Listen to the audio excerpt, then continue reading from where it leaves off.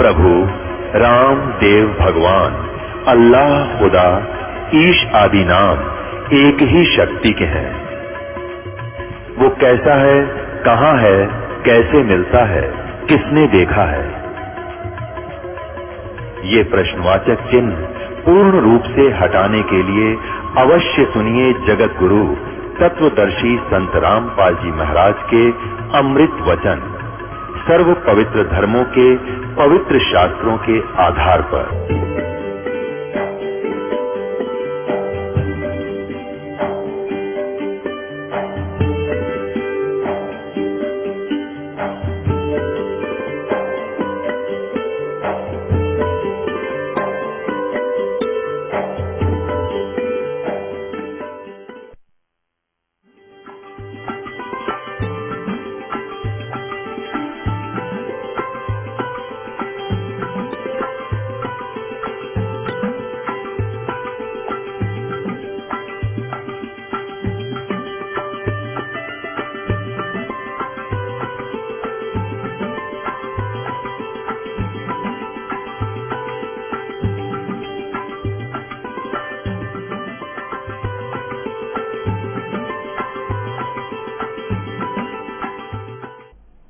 सतगुरुदेव की जय।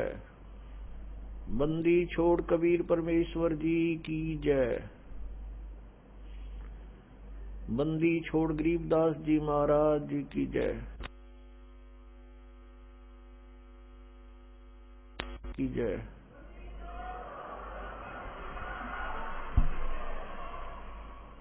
सत साहिब गरीब नमो नमो सतपुरुष को नमस्कार। गुरु की नहीं सुर नर मुनि जन साधुआं संतों सर्वसदी नहीं। सतगुरु साहेब संत सब डंडो तुम प्रणाम। आगे पीछे मध्य हुए तिनको जहाँ कुर्बान। नराकार निर्विषम काल जाल वैबंधनम। निर्लेपम निज निर्गुणम अकल अनुपवेशोन्दुनम।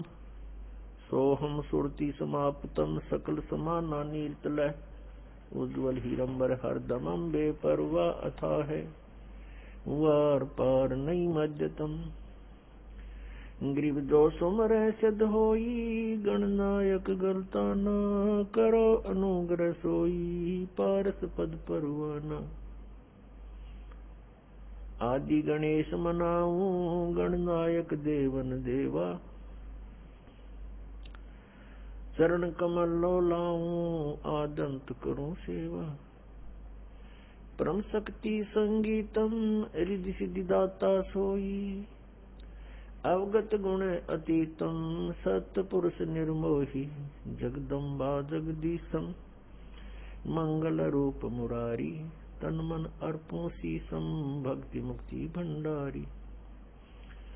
सुर नर मुनि जन ध्यावे ब्रह्मा विष्णु महेशा। शेष सहस मुख गावे पूज्य आद गणेशा। इंद्र कुबेर सरीखा वरुण धर्म राय धावे। समर्थ जीवन जी का मन इच्छा फल पावे। 33 कोटि आधारा धावे शेष 88। उतरे भव जल पारा कट है यम की फांसी। 33 कोटि आधारा धावे शेष 88।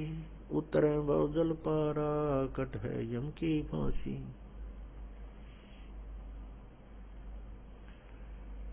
कर जोरूं विनती करूं धरूं चरण पर शीश। गुरु जी राम देवानंद जी महाराज ने दियो नाम बख्शीश। कोटि कोटि सिजदा करूं कोटि कोटि प्रणाम। चरण कमल में राखियो मैं बंदी जो भूलूं। कुत्ता हूँ गुरु देव का रामपाल दास का नाम। गले प्रेम की जेवड़ी झांखे चोवा जाऊं मैं, तो करो तो बावड़ू, दूर दूर करो तो जाऊं, जो राखो तो ही रहूं, जो देवो सुख। जय इब के सतगुरु मिले, सब दुख आँखों रोए, चरणों ऊपर शीश धरूं, कहूँ जो कहनी हो। कबीर गुरु जी मिलेंगे, पूछेंगे कुशलात, आदि अंत की सब कहूँ, अपने दिल की बात। गुरु जी तुम ना भूलियो, चाहे लाख लोग मिल जाएं, हमसे तुमको बहुत है, तुम जैसे हमको नहीं। तुमरे विसारे क्या बने, मैं किसकी शरण में जाऊं। शिव बिरंच मुनि नारदा, तिनके हृदय न समाऊं। अब गुण किए तो बहुत किए, अब गुण किए तो बहुत किए, करत न बनिहार। बावे बंदा बख्श दियो, बावे गर्दन उतार। अब गुण मेरे बाप जी, बख्शो गरीब नवाज। जो मैं पूत कुपूत हूँ, बहुर पिता को लाज। मैं अपराधी जन्म का, नक सिक भरे विकार। तुम दाता दुख भंजना, मेरी करो संवार। सूरत करो मम साइया, हम हैं भव जल माही।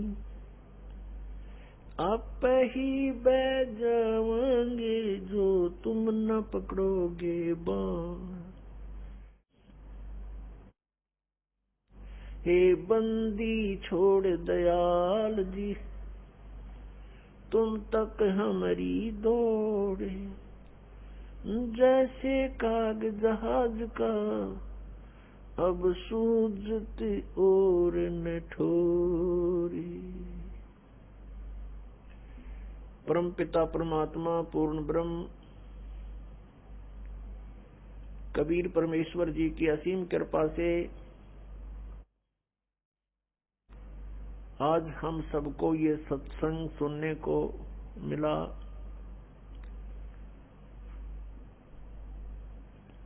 बहुत ही पुण्यकर्मी प्राणी को मनुष्य शरीर प्राप्त होता है।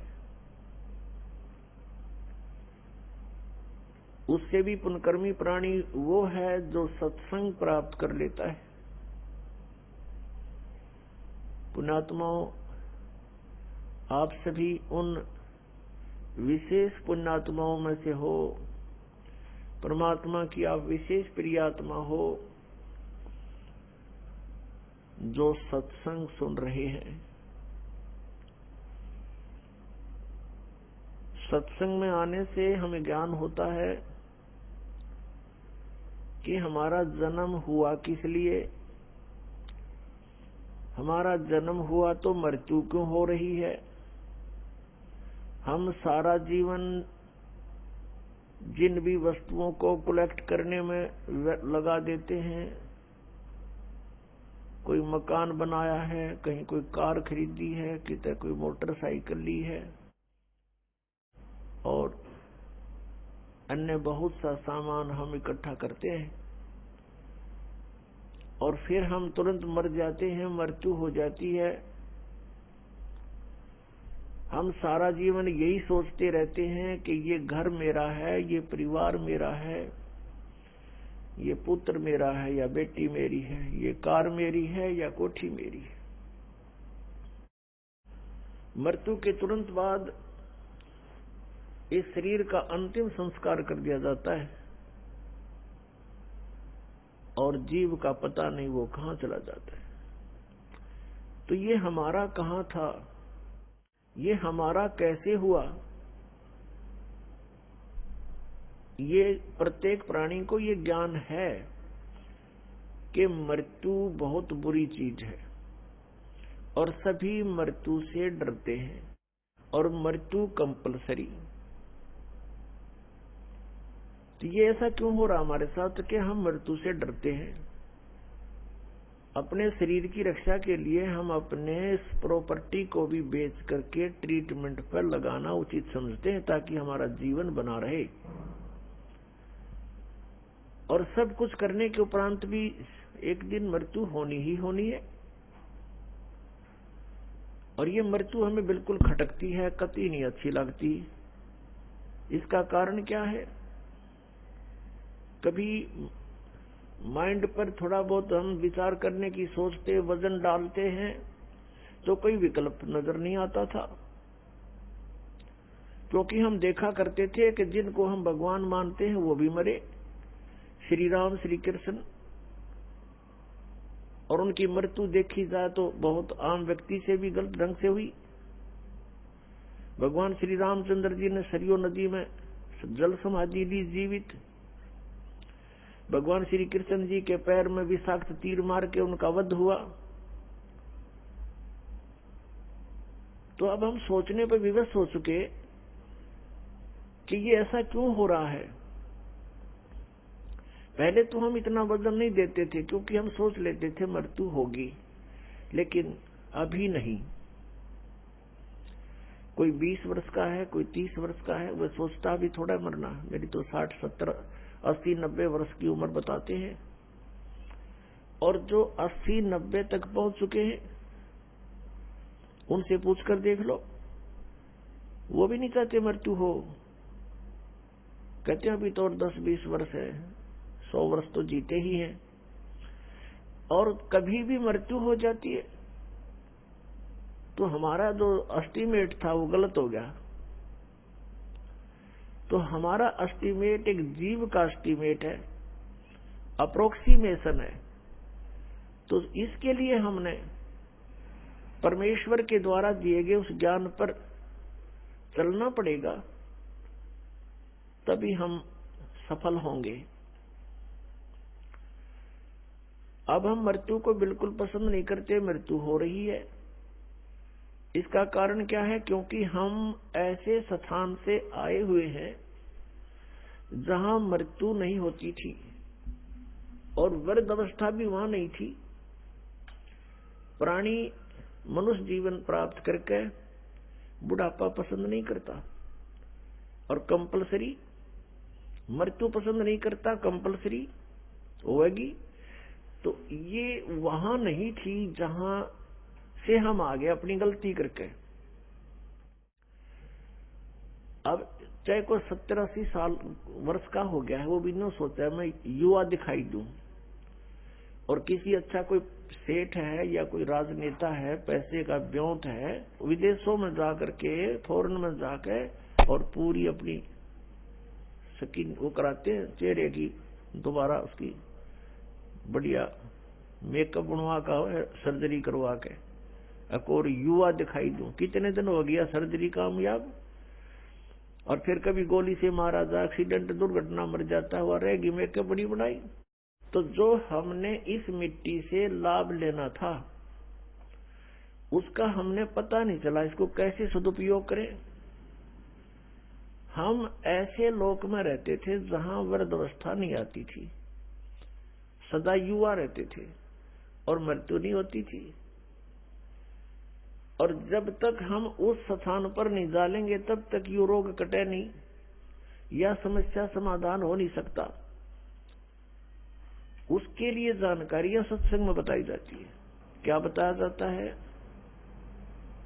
तू कौन कहां से आन फंदा, देखो आगे विराणी क्यों जलता, तू कौन कहाँ से आन फंसा, यहाँ आगे विराणी क्यों जलता, चल थीर करूं अवगत नगरी, जहाँ चौर सुहंगम अजब ढूरता। क्या बताते हैं कि तू कहाँ से आके फंस गया और यहाँ बिरानी आग में जल रहा है। और परमात्मा कह रहे हैं कि चल तुझे वहां ले चलता हूं जहां जीव कभी नहीं मरता, उस लोक में चलो जहां जाने के बाद फिर कभी मृत्यु नहीं होगी। वो सत्यलोक है। सत्यलोक से हम सभी आए हुए हैं और यहाँ हम कैसे आगे,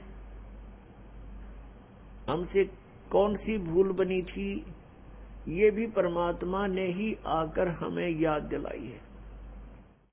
क्योंकि हम जो गलती वहां कर चुके थे, हम उसको गलती नहीं मान रहे थे। जो हम सतलोक में गलती किया करते थे, हमने उस गलती को गलती नहीं माना था। इसलिए हमें आज तक भी ये महसूस नहीं हुआ था कि हमने कौन सी गलती कर दी जो यहाँ दुर्गति हो रही है। तो ये जानकारी आपको सत्संग में बताई जाती है, दी जाती है। और ये ज्ञान जो आपको सुनाया जा रहा है, ये परमेश्वर ने स्वयं आकर ही बताया है। पुणात्मा, ये अमर कथा जो आपको सुनाई जा रही है, ये सत्यनारायण कथा है। और हमने जो कथाएं सुन रखी हैं वो सत्यनारायण कथा नहीं थी। सत्यनारायण का अर्थ होता है सत्यनारायण। सत्य माने अविनाशी, जिसका नाश कभी ना हो, सच्चा भगवान, सच्चा साहेब। हम सत साहेब बोलते हैं उसको। और पहले उसको सत्यनारायण कहा करते थे। सत्यनारायण। नारायण का क्या अर्थ होता है कि जल के ऊपर विराजमान होने वाला परमात्मा। वो परमात्मा नारायण जो है, ये कबीर देव है, कबीर साहब है, जो जल के ऊपर आके विराजमान होता है कमल के फूल पर। ये सत्यनारायण है, ये अविनाशी परमात्मा है। हम इसको सत साहब बोलते हैं, सत साहेब। जैसे साहब कहते हैं, साहब, ये फलाना साहब, ये मंत्री साहब, प्रधानमंत्री साहब। तो हम उसको बोलने में थोड़ा साहिब बोल देते हैं, बोलने में सुथरा सा लगे साहिब। नहीं तो ये सत साहब कहो, सत साहब, सत साहब एक ही बात। तो सत्य साहेब यानी सत्यनारायण भगवान। सत्यनारायण, सत्य माने सच्चा, अविनाशी।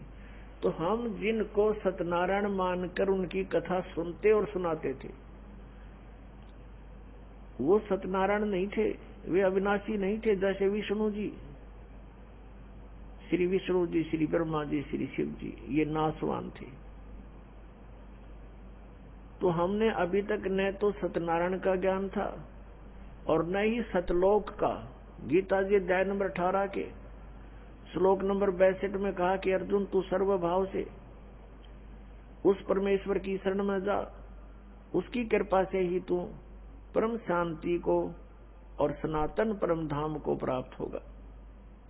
उसी परमेश्वर की कृपा से सनातन परम धाम और परम शांति। जब तक जन्म मृत्यु है, जीव को शांति नहीं हो सकती। क्योंकि इस पृथ्वी पर आप किसी भी जीव को देख लो, किसी को भी चैन नहीं है। हम राजा लोगों को ये समझते थे ये बड़े सुखी हैं, इन जैसा दुखी धरती पर इंसान नहीं। ये सत्कर मान लें। अब इनके बस की बात नहीं, ये राज ना करें, क्योंकि इनके भाग में लिख रखा है, इसकी इनकी किस्मत है, पिछले पुण्य है। उन पुण्यों के प्रतिफल में उनको ये समस्या मिली हुई है। देखो, एक छोटे से परिवार का एक मुखिया होता है जिसमें 5-7 सदस्य होते हैं, उनकी व्यवस्था में वो कितना दुखी रहता है।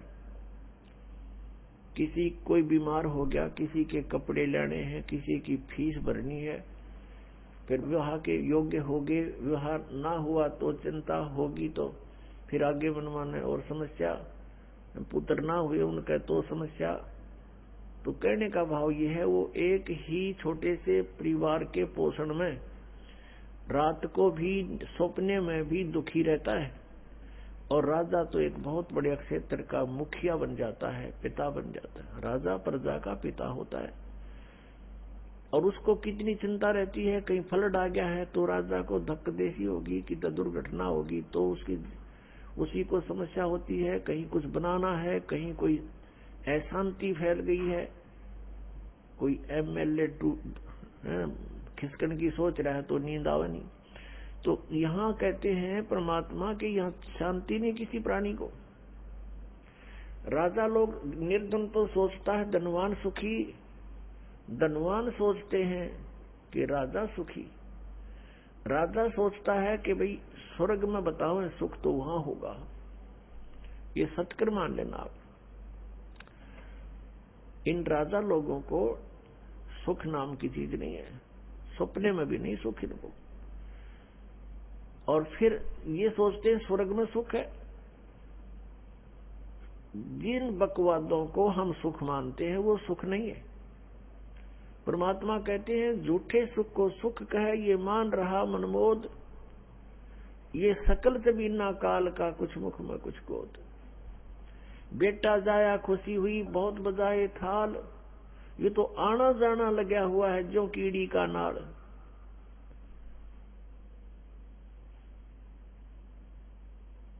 अब राजा सोचते हैं कि स्वर्ग में सुख होगा। अब स्वर्ग के देवता जो उनकी दुर्गति, उनके इतिहास पढ़कर देखो पुराणों में, कभी असुर और देवताओं का, असुरों का युद्ध हो गया, राक्षसों का। कभी देवता हार गए, कभी असुर हार गए। इंद्र जो स्वर्ग का राजा होता है गद्दी छोड़ भाग गया, असुरों ने कब्जा कर लिया स्वर्ग पर। वो कहीं जंगल में भूखा प्यासा भटक रहा है। और इंद्र सोचता है कि ब्रह्मा विष्णु महेश सुखी होंगे। ये 3 लोक के एक एक विभागीय मंत्री हैं।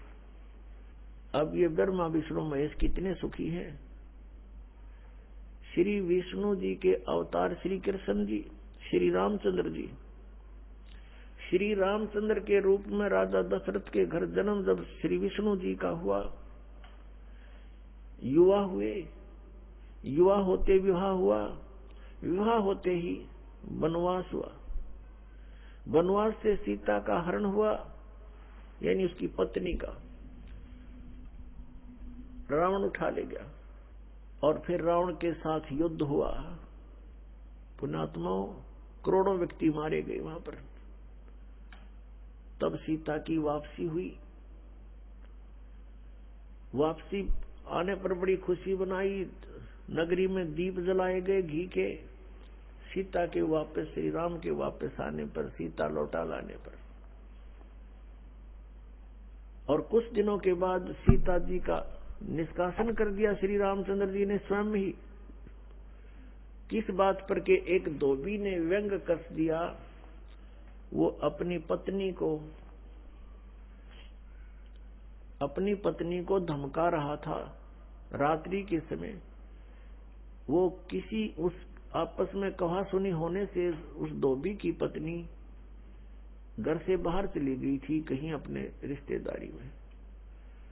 फिर वो वापस लेकर आया तो उसको धमका रहा था कि मैं तुझे घर नहीं रखूंगा, तू 3 दिन कहाँ रही। मैं दशरथ के पुत्र जैसा नहीं हूं जो वहां पर 12 वर्ष तक रावण के पास रही, उसको फिर घर ले आया। उधर से श्री रामचंद्र जी राजा थे अयोध्या के। पहले राजा लोग अपनी प्रजा के दुख सुखों को स्वयं ही जाना करते थे। रात्रि के अंदर वेश बदल कर घूमा करते थे। ये बात जब देखा कि किस घर में क्या आवाज आ रही है, वहां खड़ा होकर सुना, तब उसने सुनने को मिला कि मैं उस राजा दशरथ के पुत्र रामचंद्र जैसा नहीं हूं जो रावण के पास उसकी पत्नी रही और उसको घर में रखे हुए है। तो सुबह निकल जाना यहां से। इस बात को सुनकर ही श्री रामचंद्र जी ने सीता जी को निष्कासित कर दिया, निकाल दिया घर से, कि नगरी के लोग मेरे ऊपर व्यंग कस रहे हैं और मैं ये बात नहीं सुन सकता। पुण्यात्माओं, जब सीता जी को रामचंद्र जी लाने लगे, रावण का वध करके लंका का राज्य विभीषण को देके, तब श्री रामचंद्र जी ने कहा था कि मैं तेरी परीक्षा लूंगा और यदि परीक्षा में सफल होगी तो मैं ले चलूंगा, नहीं तो नहीं ले चलूंगा। मैं तुझे अग्नि में जलाऊंगा, यदि तू अग्नि में जल गई तो समझूं तेरी कि तू कलंकित थी, तू रावण को समर्पित हो चुकी थी, और यदि अग्नि में तू नहीं जली तो मैं निष्कलंक जानूंगा, तब तुझे ले चलूंगा। ऐसा ही किया गया। सीता को अग्नि में बैठा दिया और हजारों की संख्या में दर्शक थे। सीता जी नहीं जली और सबने कहा कि भगवान निष्कलंक है, माई निष्कलंक है। और इतनी कठोर परीक्षा लेकर के वापस अपने घर लाया था और फिर एक व्यक्ति के कहने से श्री रामचंद्र जी ने उसको निकाल दिया, अपनी पत्नी को। तो कहां गई वो उसका अपना जजमेंट? तो ऐसे ये राजा के योग्य भी नहीं थे ये लोग, और हम इनको भगवान मान रहे थे। एक गर्भवती औरत को अपनी को घर से बाहर निकाल देता है, कहीं मरो कहीं जाओ, कोई बात थी? तो यह परीक्षा लेने की क्या जरूरत थी? और क्यों इतनी दुनिया मरवाई, फिर छोड़ देता रहे, रावण के पास ही रहती हो। पुण्यात्माओं, यहाँ का राजा काल भगवान है और ये नहीं चाहता कि यहाँ के प्राणियों को परमात्मा का पता लग जाए, जिस कारण से इसने इनको भगवान सिद्ध करवा रखा था अपने नकली दूतों के माध्यम से। और फिर क्या होता है लास्ट में, श्री रामचंद्र जी ने अश्वमेध यज्ञ घोड़ा छोड़ दिया कि पूरी पृथ्वी पर शासन प्राप्त करने के लिए कि इस घोड़े को जो पकड़ेगा वो युद्ध करे मेरे साथ। वो घोड़ा उन्हीं के पुत्रों ने, जो सीता जी ने बाहर जाके जन्म दिया था ऋषि वाल्मीकि की कुटिया में, एक पुत्र गर्भ में था, दूसरा फिर वाल्मीकि जी की मिसअंडरस्टैंडिंग के कारण एक घास से, यानी कुसा से, या घास होती है डाब, इससे एक लड़का बनाया था। ये अलग कहानी है, फिर बताएंगे। तो लव और कुश नाम से प्रसिद्ध हुए। लव तो सीता के गर्भ से जन्म हुआ था और कुश को वाल्मीकि जी ने अपनी भक्ति शक्ति से उसको बनाया था। लव और कुश युवा थे, उन्होंने वो श्री रामचंद्र जी का घोड़ा पकड़ लिया। फिर उनका पिता पुत्रों का युद्ध हुआ तो दोनों ने छक्के छुड़ा दिए राम के, और सीता जी फिर भी उनके हाथ नहीं आई और वो पृथ्वी के अंदर समा गई। और श्री रामचंद्र जी ने आकर के सरयू नदी के अंदर, अयोध्या के साथ से बह रही एक सरयू दरिया, उसमें जल समाधि ले ली इसी दुख में। अब श्री कृष्ण जी का इतिहास देख लो। श्री विष्णु जी अवतार, श्री कृष्ण जी, श्री राम वाली, श्री रामचंद्र जी के जीवन वाला भोग भोग के वो प्राणी श्री कृष्ण रूप में फिर जन्म हुआ। सारा जीवन दुखी रहा श्री कृष्ण, सारा जीवन जेल में जन्म हुआ, माता पिता कैद में, कभी मामा शत्रु हो गया, कभी पूतना मारने जा रही है, कभी केसी, कभी चाणोर शत्रु हो गया। कभी जरासेंग लड़ने को आ रहा है, कभी शिशुपाल से युद्ध हो रहा है, कवासुनी हो रही है, और कभी फिर काल्यवन आ रहा है। इस दुख में श्री कृष्ण जी ने मथुरा का त्याग कर दिया और ऐसे स्थान पर रहने लगे जहां कोई ना पहुंच सके। समझदार व्यक्ति यही सोचते हैं, राड से बाढ़ अच्छी होती है, झगड़े से बचाव अच्छा होता है। श्री कृष्ण जी उन सबको भी मार सकते थे, क्योंकि वो त्रिलोक के में एक विभागीय मंत्री है, एक विशेष शक्ति होती है प्राणी में, वो उनके अंदर शक्ति थी।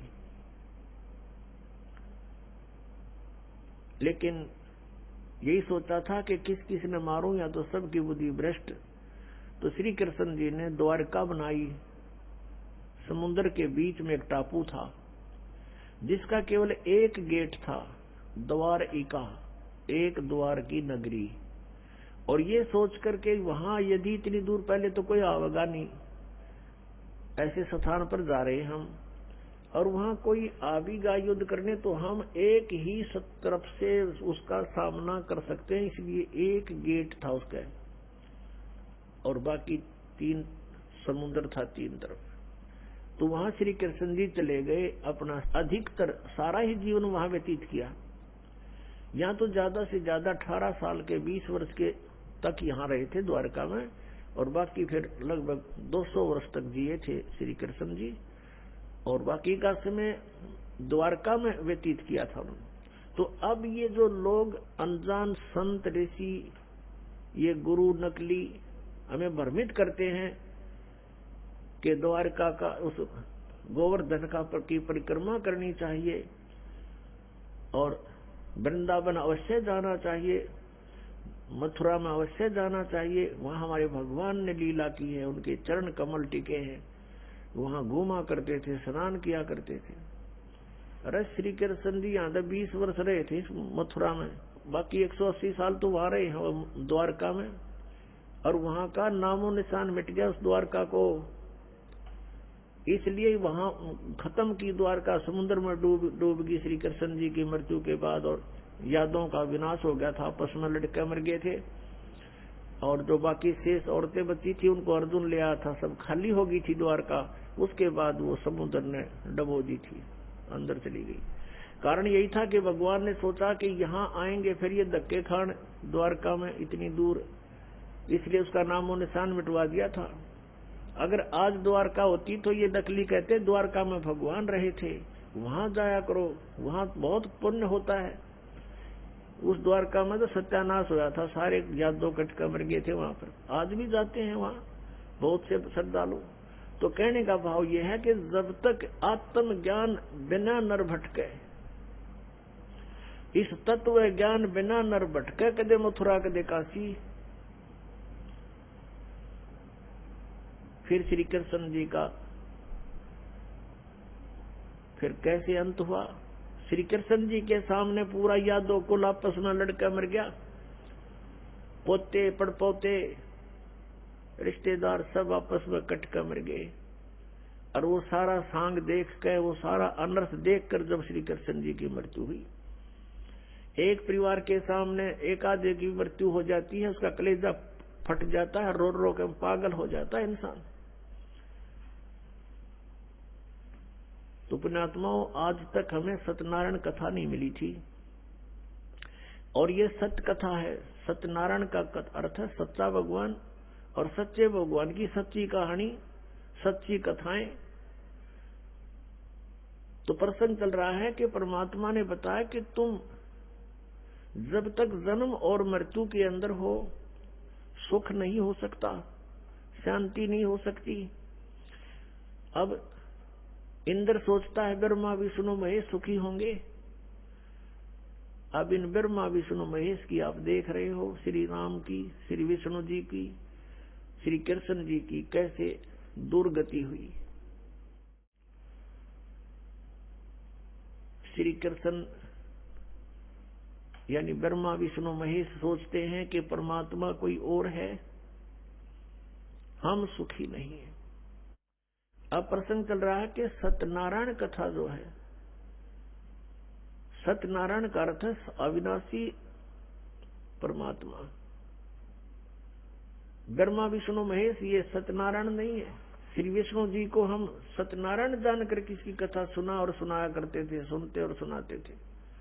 आपको दिखाते हैं कि श्री ब्रह्मा जी, श्री विष्णु जी, श्री शिव जी ये सत्यनारायण नहीं थे, अविनाशी भगवान नहीं थे, ये नाशवान थे, इनकी जन्म मृत्यु होती थी। एक झलक दिखाएंगे आपको, समझदार को संकेत बहुत होता है। देखिएगा श्रीमद् देवी भागवत, श्रीमद् देवी भागवत गीता प्रेस गोरखपुर से प्रकाशित है। इसके संपादक हैं हनुमान प्रसाद पोदार, चिमन लाल गोस्वामी। ये कहां से मुद्रित है? प्रकाशक एवं मुद्रक हैं गीता प्रेस गोरखपुर, गोविंद भवन कार्यालय कोलकाता का संस्थान। इसका एक थोड़ी सी झलक दिखाते हैं। 123 पृष्ठ, तीसरा स्कंध, 123 पृष्ठ है। ये तीसरा स्कंध। भगवान विष्णु, श्री विष्णु जी अपनी माता दुर्गा की स्तुति करते हुए बता रहे हैं, तुम शुद्ध स्वरूपा हो, ये सारा संसार तुम इसे उद्भासित हो रहा है। मैं ब्रह्मा और शंकर हम सभी तुम्हारी कृपा से विद्यमान हैं। हमारा आविर्भाव और तिरोभाव हुआ करता है। आविर्भाव माने जन्म और तिरोभाव माने मृत्यु। हमारा तो जन्म और मृत्यु हुआ करता है। केवल तुम ही नित्य हो, जगत जननी हो, प्रकृति और सनातनी देवी हो। ये प्रकृति दुर्गा को कहते हैं, ये भी ध्यान रखना, ये गीता जी में काम आओगा आपका। भगवान शंकर बोले, देवी यदि महाभाग विष्णु तुम्ही से प्रकट हुए हैं तो उनके बाद उत्पन्न होने वाले ब्रह्मा भी तुम्हारे बालक हुए। फिर मैं तमोगुणी लीला करने वाला शंकर क्या तुम्हारी संतान नहीं हुआ? अर्थात मुझे भी उत्पन्न करने वाली तुम ही हो। ये स्पष्ट हो गया।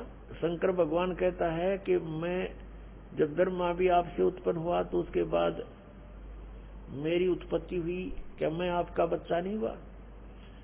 मुझे भी उत्पन्न करने वाली तुम ही हो। शिवे, संपूर्ण संसार की सृष्टि करने में तुम बड़ी चतुर हो। ये शिवे उसी को बोलते हैं, दुर्गा को। इस संसार की सृष्टि, स्थिति और संहार में तुम्हारे गुण सदा समर्थ हैं। उन्हीं तीनों गुणों से उत्पन्न हम यानी ब्रह्मा, विष्णु एवं शंकर, रजगुण ब्रह्मा, सतगुण विष्णु, तमगुण शिव जी, शंकर भगवान नियमानुसार कार्य में तत्पर रहते हैं। अब इस पवित्र पुराण में, इस श्रीमद् देवी भागवत पवित्र पुराण ने 4 कंसेप्ट क्लियर कर दिए। एक तो ये कि ब्रह्मा विष्णु महेश नासवान है, इनकी जन्म मृत्यु होती है, ये सत्यनारायण नहीं है। और दूसरा ये हो गया कि दुर्गा इनकी माता है तीनों की।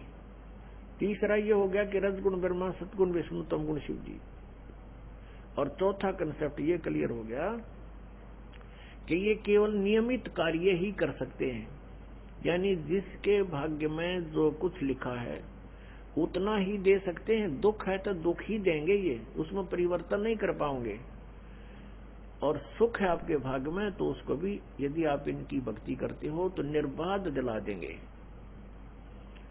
लेकिन ये कर्म, आपके कर्म में दुख है तो उसको परिवर्तन नहीं कर सकते।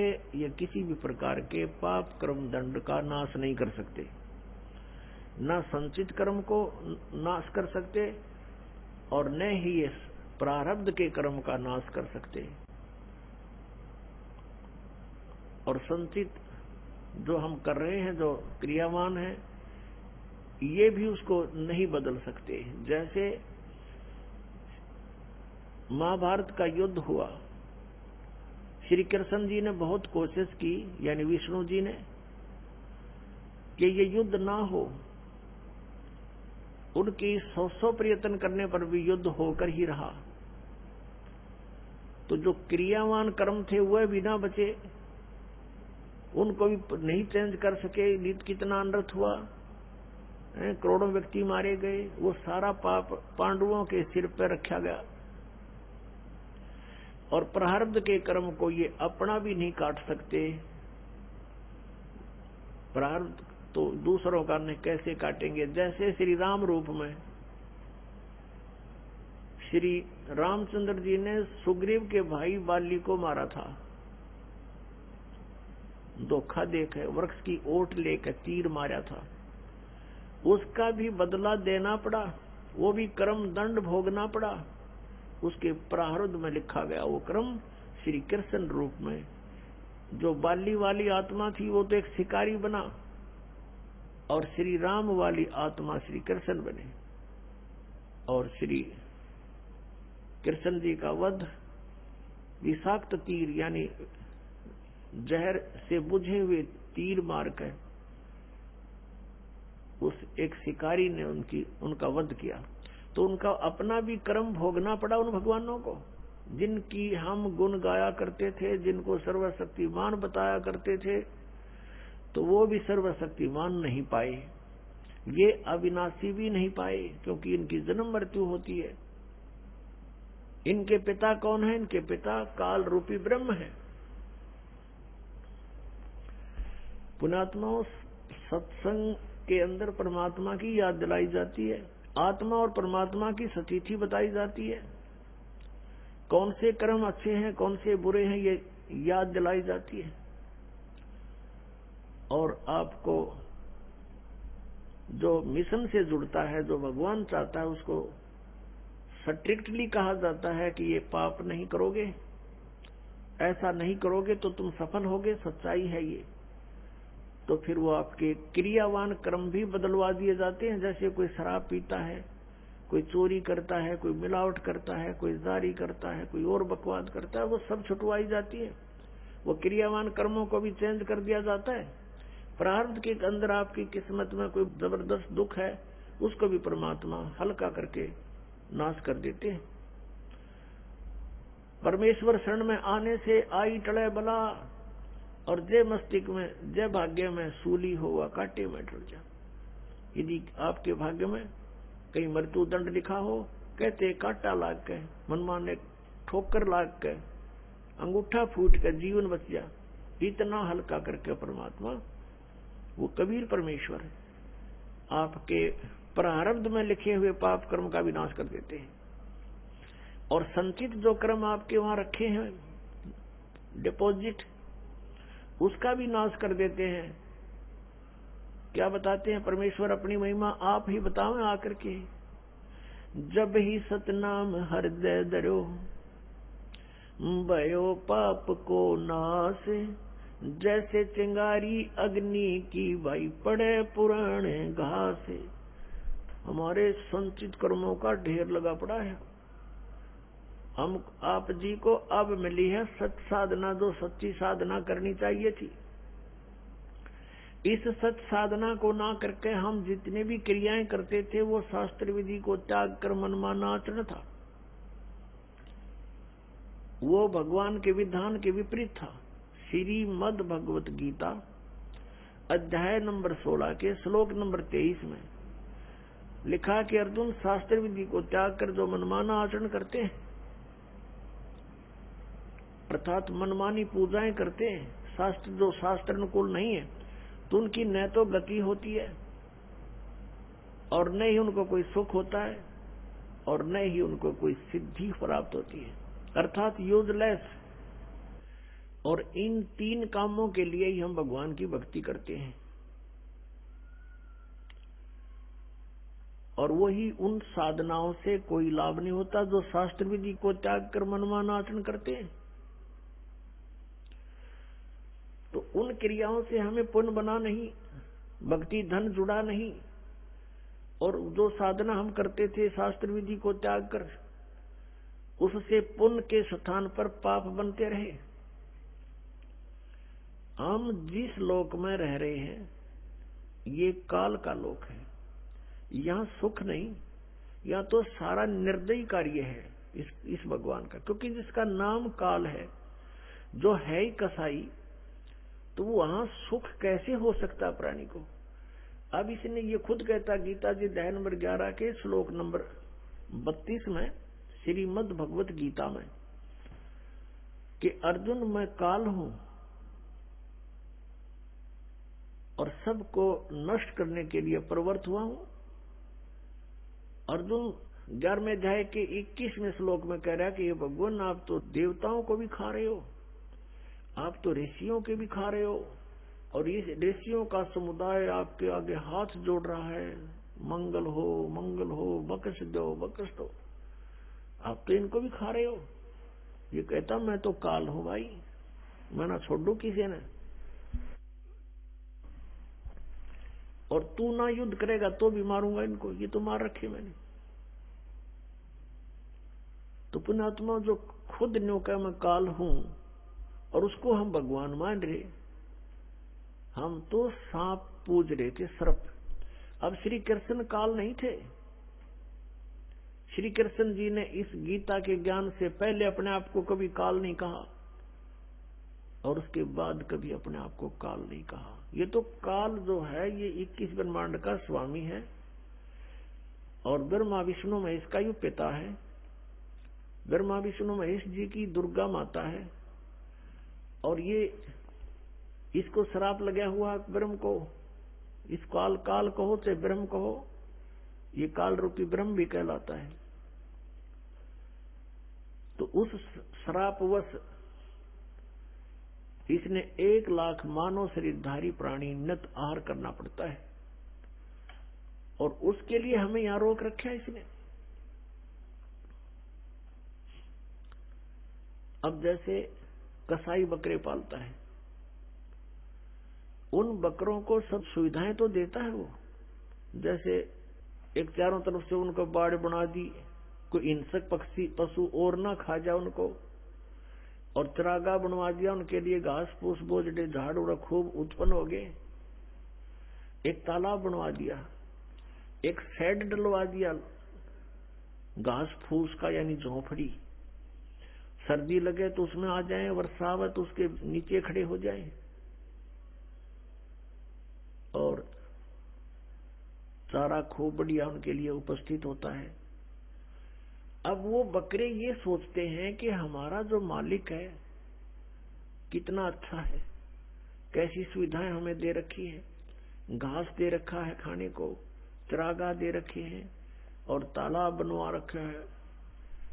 अब उन बकरों की इतनी ही बुद्धि काम करती है, लेकिन वो उस समय को भूल जाते हैं जब आता है कहीं से उसको ऑर्डर 20 बकरों का, 10 बकरों का, बकरियों का,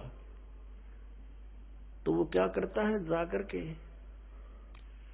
उनसे लेकर डंडा और छांट लेता मोटे मोटे। अब उसमें किसी का बेटा मरो, चाहे किसी की बेटी कटो, चाहे माँ कटो, चाहे बाप मरो, वो ना देखता है किसका बेटा किसकी माँ है, इसकी माँ का क्या हाल होगा, रोएगी, इसका बच्चे रोएंगे, तो वो तो उनको निकाल लाता है। वह नहीं सोचता, उसके मन में भी ना आती है बातें, उसने तो छांटने मोटे मोटे और जाके कड़च करवा देता, कटवा देता है। तो यही हालत आप जी की हमारी यहां पर हो रही है। आप देखते हो दुर्घटना में परिवार नाश हो जाता है। वैसे किसी आपदा में जैसे भूकंप आ गया, वहां पर अक्षेत्र नष्ट हो जाता है। किसी परिवार के 4 मर गए, 5 मत, किसी के 6 मत, 4 3 मर गए, कुछ बालक बचे, किसी का बाप बच गया। तो ये स्थिति हमारी यहाँ पर है, जैसे वो कसाई के बकरों की होती है। और हम ये सोचते हैं देखो कितना अच्छा भगवान है, कितनी अच्छी पृथ्वी दे रखी है, इस पर अच्छे नाना भिन्न भिन्न प्रकार के फल फ्रूट हैं, काजू किस्म सेब संतरे, कभी झरने बह रहे हैं, बढ़िया दरिया बह रही हैं, नीचे जल है, बहुत अच्छा वातावरण है, और हम संतान उत्पत्ति करते हैं और खाता वो है। लेकिन हम सोच नहीं पाए कि ये हो क्या रहा है, ये क्या हो रहा हमारे साथ, क्योंकि हमारी बुद्धि इतनी कमजोर बना दी इसने और ऐसा शरीर में हमें फिट कर दिया कि हम ज्यादा सोच नहीं सकते। इसमें कभी कुछ हो रहा है, कभी कोई बीमारी या टेंशन, 100 प्रकार की समस्या इसके अंदर। तो ये ज्ञान भगवान ने आके बताया कि तुम यहां इस काल के लोक में रह रहे हो और यहां तुम सुख खोज रहे हो। तो जो प्रसंग चल रहा है कि ये पाप कर्म का नाश नहीं कर सकते और ये खुद भी दंड भोगते हैं। ब्रह्मा विष्णु महेश के पिता हैं ये काल भगवान, और जो शास्त्र विधि को त्याग कर मनमाना आचरण करते हैं, तो हम ऐसे लोक में रह रहे हैं कि उस शास्त्र अनुकूल साधना करेंगे तो कुछ पुण्य तो हो जाएंगे, लेकिन पाप भी पैरेलल होंगे तो वो अलग से लिखे जाते हैं। जब तक हम परम पूज्य कबीर देव परमेश्वर की शरण में नहीं आते, और वो भी परम संत के माध्यम से, नकली संतों से भी परमात्मा से कनेक्ट नहीं हो सकोगे, चाहे वो कबीर पंथी भी कहलाते हैं, क्योंकि उनके पास वो मंत्र नहीं है जिससे परमात्मा हमें लाभ दे सकता है। अब जैसे कोई गणते डंडी काटे तो को प्रॉपर वे थोड़ा ही है, वो तो बकवाद है। डंडी काटनी है तो तिखा कुआड़ा चाहिए, कट्टा कट कर दे 1 घंटे में साफ है, और उस गणका लगा रहे होते 10 दिन तक कंडे मोर हो ले। तो साधन ठीक हो परमात्मा के पाने का, परमात्मा मिलेंगे। तो प्रसंग चल रहा है कि जिस लोक में हम रह रहे हैं ये ऐसे निर्दयी का लोक है। आप यहाँ अपने पेट के लिए जा रहे हो, जाना पड़ता है, रास्ते में कीड़ी मकोड़ी ना जाने कितने जीव जंतु आपके पैरों के नीचे कुचले जाते हैं, और ये पता भी होता है और फिर भी नहीं बचा जा सकता हमसे। परमात्मा कहते पृथ्वी ऊपर पग जो धारे और करोड़ जीव एक दिन में मारे।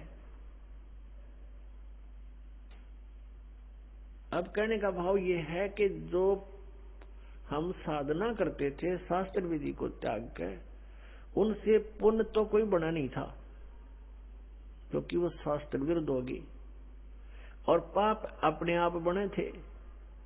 जैसे 1 एकड़ जमीन है, यानी कोई 2-4 एकड़ जमीन है, उस जमीन में, उस पृथ्वी पर यदि उस जमीन से हम कुछ लाभ लेना चाहते हैं, जैसे कणक उगाना चाहते हैं, गेहूं चना बाजरा ज्वार कोई भी फसल हम बनाना चाहते हैं, तो उसके लिए हमने एक विशेष प्रयत्न करना पड़ेगा। वो घास पहले वाला काटना पड़ेगा, उसमें कोई झाड़ बोझड़े उग गए हैं वो काट काट कर बाहर करने पड़ेंगे, और फिर हल से ट्रैक्टर से, यानी परिश्रम करना पड़ेगा और पैसे लगाने पड़ेंगे। अपनी मेहनत से, मजदूरी से या पैसे से उसकी गुडाई करनी पड़ेगी। फिर बीज डालना, वो भी पैसा, यानी बीज जो डालेंगे चाहे मोल लाकर डालेंगे या अपने घर से डालेंगे तो वो भी पैसा ही लग रहा है। फिर सिंचाई का, उसके ऊपर फिर अपनी पर्सनल मेहनत, ये सब इतना व्यय करके और समय भी सारा दिन उसी के चक्कर में लगे रहना, तब जाकर के कहीं फसल बनती है, गेहूं प्राप्त होते हैं।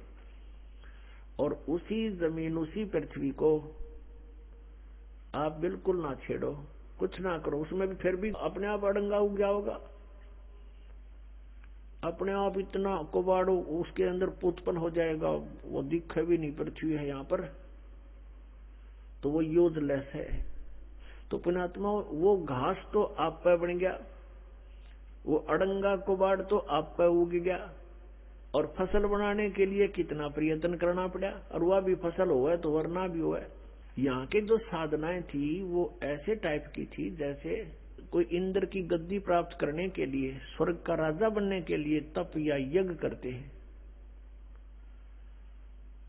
तो उनकी यज्ञ या तपों को खंड करवा दिया करता था वर्तमान राजा इंद्र, क्योंकि यहाँ राजनीति चलती है, धर्म नीति नहीं चल सकती। धर्म नीति तो परमात्मा के चरणों में आने के बाद हम राज्य की इच्छा त्याग कर ही धर्म नीति को पर चल सकते हैं, उसको सफल कर सकते हैं। तो इंद्र अपनी राजनीति के आधार से कि कहीं कोई तेरी गद्दी प्राप्त करने की योग्य कोई ऐसा धार्मिक अनुष्ठान ना कर ले, तो उनको खत्म करवा देता था, किसी ना किसी कारण से खंड करवा देता। तो वो समझ ले, जैसे किसान यहाँ पर खेती तैयार करता है, ओले आगे या वर्षा फ्लड आ गई, हो गया नाश बने बनाएगा, या आग लग जाए बनी बनाई फसल गेहूं का।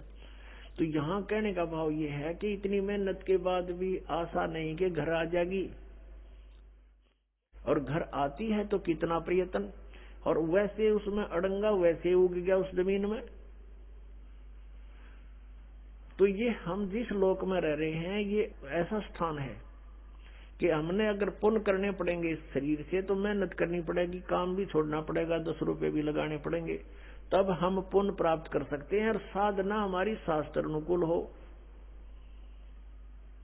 शास्त्र विधि को त्याग कर मनमाना आचरण ना हो, तो तब हमें पुण्य मिलेंगे। और पाप बराबर में लिखे जाएंगे, पाप अलग लिखे जाते हैं, पुण्य अलग लिखे जाते हैं। जब तक हम कबीर परमेश्वर की शरण में नहीं आते हैं, परम संत के माध्यम से, तब तक हम जो साधना करते हैं, चाहे वो शास्त्र अनुकूल भी क्यों ना हो, तो भी हमारी दोनों लिखे जाएंगे, पुण्य न्यारे पाप अलग, और दोनों ही हमें प्राप्त होंगे।